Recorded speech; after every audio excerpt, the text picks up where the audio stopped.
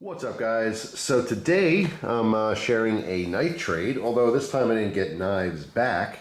I traded a few knives off, including a prototype Benchmade 821. It's a long discontinued mini Ascent. Very cool knife, and the fact that it's a prototype makes it extra special. But I traded that and a couple other things for this coin collection. So how this trade really got started is I was offered some of the silver here because they knew that I like silver stuff. But as we started talking back and forth, eventually I was interested in the whole collection. Just because even though, you know, not everything here is silver, it's still pretty fascinating, and I'm slowly, very slowly, not intentionally, but I'm kind of morphing from just collecting silver coins to just collecting coins in general. There's definitely coins I'm not as interested in. Obviously, I like the silver content. I think that's just really awesome. I love, you know, stacking silver. But some of the stuff just has some interesting history. Whether it has value or not doesn't really matter. It's just fascinating to me. So we ended up working out a trade for the whole thing. So I sent the whole thing. It was all kind of jumbled together. It took me a long time to separate everything, kind of look stuff up because there's a lot of foreign coins I'm just not familiar with whatsoever. And then, you know, this is kind of like the bulk of the trade. Off camera to the side there, I have, again, a bunch of foreign coins. I got coins from Canada, Mexico, France. There's like a really old coin that I'm still trying to identify from, I believe, Hong Kong. But it's like, I don't know, 1700s, 1800s, something like that. So, you know, some of the other coins I'm still kind of looking through. But this is most of the stuff that I'm familiar with here. And then there was a bunch of just regular change. It was like, you know, the pile of coins was massive. It was a big old bag. But there was probably $50 to $60 worth of just regular change. So I'm not sure who originally collected, you know, this stuff, because it wasn't this person's collection. I think they either got it from someone or bought it. And there was just like, you know, pennies mixed in, you know, 80s pennies, 90s pennies. You know, there was a bunch of 2000 something pennies. You know, nickels, dimes, quarters that didn't have any like extra value other than its face value. But I was still interested. It's still money. You know, I have a change jug. I do save for things. I actually have a change jug saving up for my wife's next car. You know, she's going to eventually upgrade her car. So, you know, I'm still interested in it. 50 bucks is 50 bucks, right? I don't care if it's a bunch of change. So we ended up working out a deal for the whole thing. But I wanted to share some of the more exciting stuff. I'm not going to show you all the pennies that I got. Although I did get a couple wheat pennies, which these don't have any particular value. I just kind of collect wheat pennies. I also collect Canadian pennies. It's just one of those things. You ever just like go through your change, you know, you jiggle and change around. There's like a little Canadian penny in there. You're like, hey, how'd that get in there? You know, and we still use it in America because people in retail don't care. You can give someone a Canadian penny. It has zero value. It is not money in America at all. But the, you know, 18-year-old kid at the register does not care. It's copper. It's small. Fine. Here you go. Here's your stuff. You know, so we have other money that kind of looks like our money that gets integrated into our system. You know, I've gotten that with, you know, dimes before where it's not really an American dime. It's something else. But, you know, it's kind of cool. I like that. It's different. You know what I mean? So I always save that stuff, even though it doesn't have, you know, a lot of value. There's certain wheat pennies that might be worth $10,000. Do you have one? Probably not. You know, should you check all your change every second of the day to make sure you don't? It's not practical. Someone might have had a $10,000 penny and, you know, spent it at Starbucks or something. Who knows? But anyway, just want to go over some of the stuff that I got in the trade for the people who like coins and like silver and stuff. So the most exciting part obviously was the silver. The silver is pretty much here.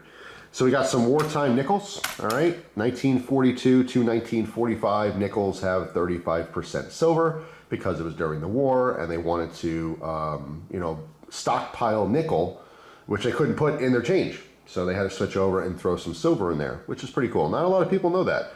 A bunch of people know, you know, pre-64 quarters have 90% silver in it. Not a lot of people know about the wartime nickels. I mean, if you collect silver, of course you do. But I'm talking about just the average person might go like, oh yeah, I know like old quarters have silver, I can kind of tell, but they have no idea about the nickels.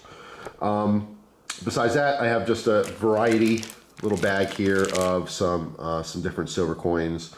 You know, the pre-64 Roosevelt dimes and some Kennedy halves and a couple just, you know, these are all 40% Kennedy halves, all right? So 65 to 70. We're 40% silver instead of 90% silver. And then we have some peace dollars here, 3 of them, which are really, really cool. And, you know, these coins, I like them for the silver content. They are nice historical coins. I mean, this is American money. This is what people used to use daily. It was no big deal because silver was so much cheaper then, right? Then I got a bunch of Morgan dollars, and this was the bulk of the trade was for these Morgan dollars. I do have a bunch of Silver Eagles. I'm still trying to collect one of every year. They came out in 1986, and obviously it's 2021. I have like 15 more years that I have to collect, but eventually when I do complete that collection, I'll probably do a video on it. Just a little personal goal. It's kind of fun. I do trade for a lot of this stuff. Once in a blue moon, I'll buy, you know, or go on eBay and try to win an auction for a Silver Eagle. But they get a lot more value on there for coin collectors than they do, you know, for the silver content, or, you know, it's a value that I put on it, in other words. You know, I know what the silver price is, and I look at all silver as silver. However, coin collectors want certain things, and they'll maybe raise the value for certain coins just because they're collectible coins, you know. So that's where I'm still morphing between silver collector and coin collector. You know, I get the extra value in certain coins that are hard to find, or certain mint marks, you know, there was less made, all that kind of stuff. But it's pretty specific, you know. Speaking of which, got a bunch of Buffalo nickels, and I was looking into Buffalo nickels. It's pretty cool. Buffalo nickels don't have like all that much value, but you know, keep in mind they're originally 5 cents, and some of them are worth a couple bucks. You know, that's a heck of a you know, increase in value over the years. But you know, again, the coin collectors are looking for very specific things. You can like look to see if the, you know, tail's worn off, or the three-legged buffalo, and, you know, mint marks and all that stuff. And in fact, a lot of Buffalo nickels, the date, because the date was raised and it was towards the higher part of the coin, a lot of those Buffalo nickels, you can't even see the date on them, because that's like one of the first things that gets worn off. All right, so it's kind of cool. If you have a Buffalo nickel with a date on it, it's actually in really good condition, even though it looks very worn. So besides that, what else do we have here? These are all non-silver stuff. I think I covered all the actual silver, besides the belt buckle in the back, which when I saw the picture, I was kind of interested because I thought the whole buckle itself was silver, but it doesn't appear to be silver. But the coin in the middle was originally a Morgan, and actually it was this really dark one here that had a heavy patina. So this is how the belt buckle originally was, which is really, really cool. But I swapped it for a Eisenhower dollar just because there's no silver content. And I probably won't actually wear this buckle. I actually know a couple people who collect belt buckles and stuff. Maybe I'll use it in the future for a trade or something. But it is really cool. It is a beautiful design. And this whole front piece here, you see with these two posts, there's screws in the back. So this whole piece comes off. And there's actually scroll work underneath as well. So if you didn't want the coin thing, you can always wear just the belt buckle. But I like the idea of throwing in a silver coin or something like that. It's good luck. You know, it's money with you at all times if you always wear the belt buckle. That's kind of cool in a pinch. But yeah, I thought that was pretty neat. Again, not particularly interested in it, but it came with a couple extra things, like, you know, there was random stuff in the in the bag of stuff. I have a Scott nameplate that was never used. It's like a brass nameplate. That was randomly in there. I have like 6 or 7, you know, watch band pins that were randomly in there. This, hold on, let me grab this off camera. This was in there. This is a safety plug for the outlet for like to baby proof or pet proof your outlets from like, I don't know, 1987 or something. I'll use this. This looks like garbage. I'm going to stick this literally in one of the outlets that I don't use in case you splash a little water or something that doesn't get in there. Anyway, but yeah, I was very excited about the trade. Again, other stuff here, this is like stuff that I kind of collect, not on purpose. We have some Eisenhower dollars. The Eisenhower dollars don't have silver content. Now, that being said, if you look on some websites, it will show that, you know, certain years were whatever percent silver. Those were commemorative ones. Those are ones that are not in circulation. Yes, they're out there. They're very rare. Okay, people would have purchased them in their collection, and maybe you pick it up at a flea market, garage sale, who knows what. But they weren't actually put into circulation. So if you get an Eisenhower dollar, there's a good chance it's not silver, but it's always possible. You know, you can obviously look into it. There is a difference. You know, you can tell the coins that have silver. But then we have some non-silver Kennedy halves here. Then I have a bunch of Susan B. Anthony dollar coins, which are really cool. Actually, I used to use these like down at the boardwalk, you know, mid to late 90s. They, you know, you give them $1 because a lot of those machines you'd have to use $1, but it had like a coin thing because they're older. So you'd have to use these Susan B. Anthony's for the tokens, basically. But I thought those was really cool. You know, and as a coin collector, I mean, it's $1 face value. You can go to the store and use it for $1, but they're probably worth $2, you know, if you were selling it to like a coin shop or something. And then we have some old Liberty Head V nickels. All right, so if you ever see these old nickels, these look like they'd have silver in it, but they don't. There's no silver content, but they're still kind of cool. Again, piece of little history there. And speaking of history, there's also some other stuff here that I thought was interesting. Got an old steel penny. Actually, here's a little collection of 150 years of penny design. So basically the different types of pennies you would have seen from 1860 to 2010. It says, it's funny because this, actually, no, it doesn't. I thought it said uncirculated. And I'm like, well, you know, even if they weren't, they're banging together. They're all in fantastic condition. Obviously, you can see there's a really shiny steel penny in there. But it's just, it's really neat. It's really neat to see all the different designs. It's a cool little collection. This kind of stuff I think is really neat for like kids. You know, kids are getting into coin collecting. And then here's a nice little set. Unfortunately, it's not 64, you know, or pre-64, because I would have really loved it to have a silver set like this, and I've seen those. They get, you know, a little bit of extra money because of silver. But this is a complete set from 1971 that's uncirculated. All right, and then to fill the extra spot here, because obviously this was the only coins that were in circulation, it's just like a little certification token or whatever. But it'd be kind of cool if you're, you know, from 1971 or born in 71 or something. Maybe for good luck, you have a whole little pocket full of change from your birth year. I don't know. I just think it's kind of neat. But besides that, some tokens here. All right, so these are old tokens from various things. And one of them was really fascinating. So first off, here is a token from Casino. All right, this is from the Ormsey House in Carson City. This was a $1 token. All right, so that's pretty neat. Little history there. Then we have one from Harrah's.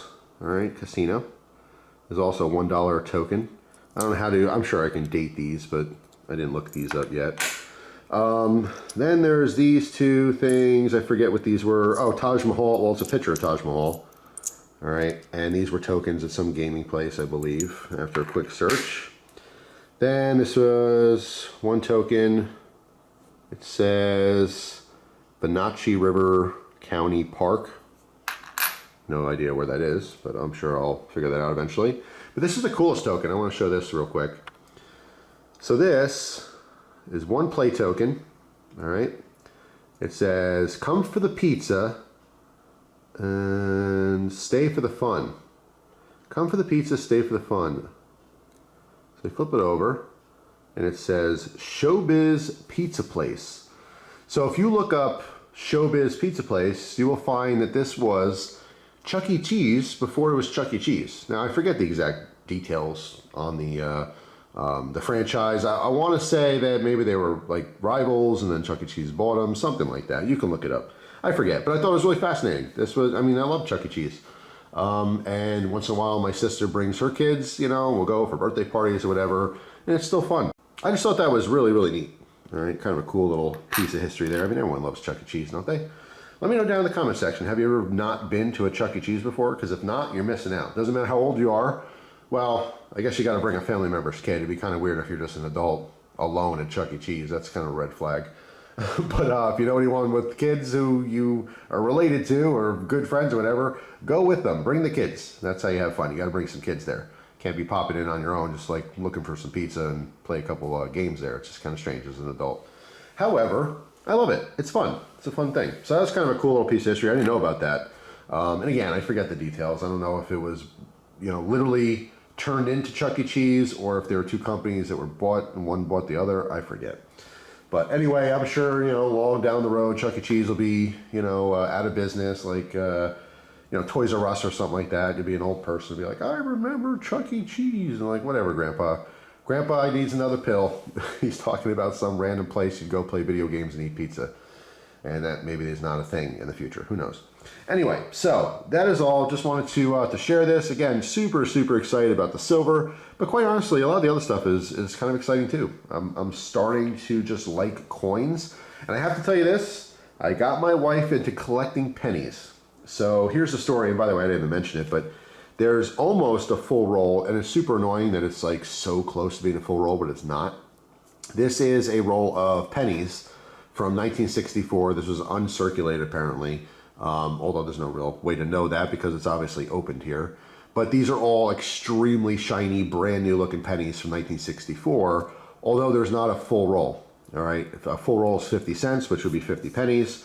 There's 48 perfectly brand new 1964 pennies and one 1963 penny that's brand new. So I thought that was a mistake maybe originally when they made the roll, but there's one missing regardless. So that is unfortunate. I don't know the value offhand on a roll of pennies, but I think it's kind of cool just to see these pennies that are shiny and just brand new from 1964. It's kind of weird. But what happened was, because I got so many regular pennies, Christina was just kind of, I don't know, sorting them by like their years, playing around, and she wanted to see if she can get one from every year. And it turned out she had a bunch of them. Now, obviously, she didn't have all of them. There was probably only, I don't know, 100, 200 pennies tops, something like that.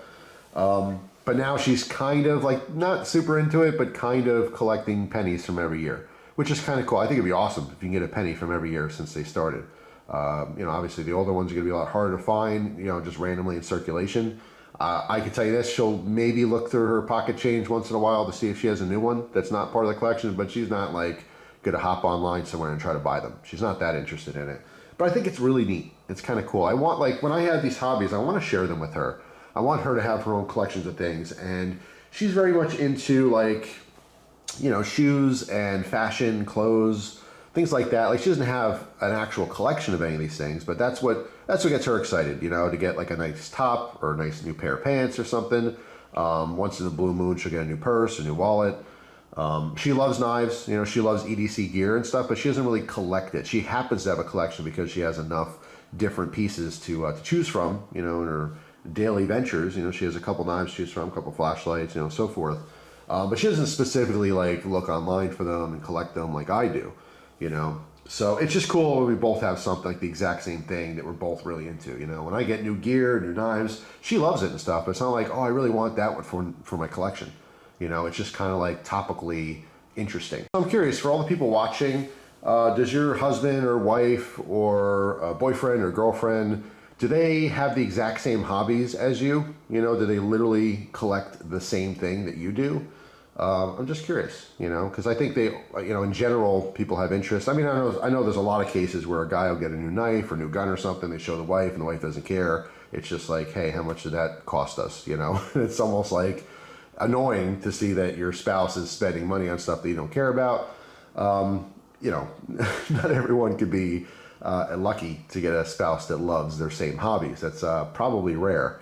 But I feel lucky because Christina's into all this stuff. It's just maybe not as much with certain hobbies, you know. But yeah, I just thought it was kind of cool. It kind of sparked a little interest in coins. You know, she was learning some stuff. She was looking a lot of this stuff up too.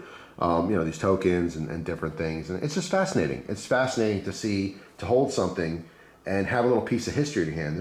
Anyway, that's all. Just wanted to share this with you guys. Thanks for watching. Hope you have a fantastic day, and I'll see you tomorrow with a brand new video. Take care.